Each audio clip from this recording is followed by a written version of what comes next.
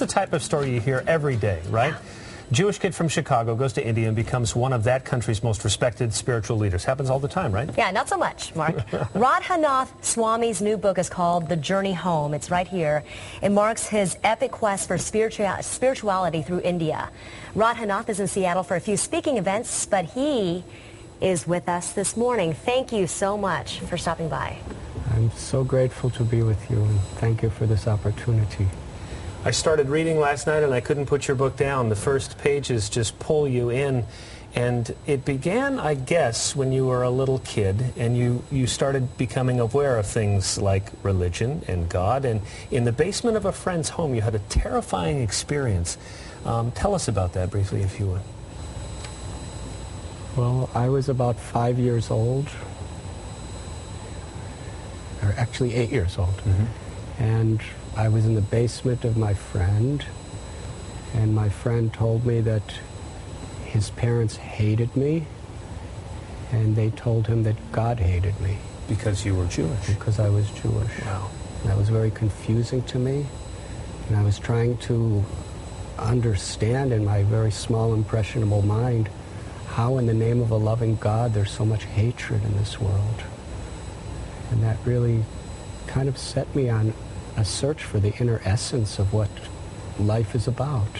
So that was at 8 years old, and then you say at 19 is when you went on your quest, the spiritual quest. Tell us how your family and friends reacted when you decided to do this. I left with one of my friends for a summer holiday to Europe, promising my parents I'd be back to continue college. But my spiritual thirst, looking for meaning and fulfillment in life, please understand this is during the counterculture, when the Vietnam War and civil rights were blazing issues. I was really questioning.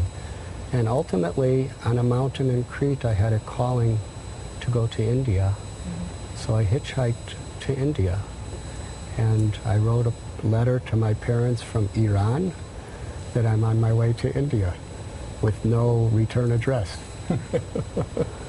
So how they responded, you could imagine. Sure. But with a lot of support, or no? I don't know. They couldn't write back. That's right. I was amazed at the story of you when you were in India. You snuck into a temple at risk of being thrown in prison and beaten. And how you disguised yourself. You were thrown out, you were hit with a club and then thrown out, and then you disguised yourself with ashes and things like that, and you snuck back in, and that moment must have been amazing for you when you were not only allowed in, but you were embraced by the spiritual leaders. How did that happen? Well, I really believed in the unity and the essence of all religions, and I really wanted to have an experience of these different spiritual traditions, and that yearning was so deep in my heart that I was willing to take many risks. And I found that if we really seek the essence of life and the essence of spirituality, then miraculous things happen in our life. Many things open up that could never happen before. We are so consumed with our everyday lives, day in and day out, the stress, and it's so hard for so many of us to be present. What is the message you want to say right now, the one thing you've learned that you want to share? Everyone is looking for pleasure, whatever sex or nationality or religion or even species. Everyone is looking for pleasure. And the essence of pleasure is to love and to be loved. And that pleasure is dormant within the heart of every living being. And to access that love within us is the true fulfillment that we're all looking for. It's the purpose of every great religion, to seek the essence within ourselves, our relationship with God, and our relationships with all living beings. And to be an instrument of compassion is the greatest need in this world.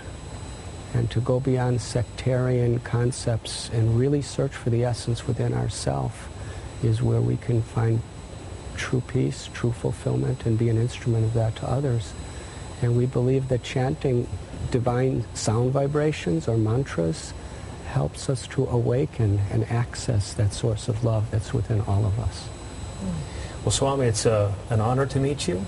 And I may come tonight just to ask you the question, how did you meditate on a rock in the Ganges River for a month? We don't have time to go into that, unfortunately. But thank you so much for the story. Thank you so much. I'm so grateful to be with you. Thank you. It's been a pleasure. And we have 3 copies of the signed book. If you want a chance at one of them, go to Q13Fox.com. Click on the free On Fox button. And if you would like to meet the Swami, he's going to be at the Seattle Center for Spiritual Living.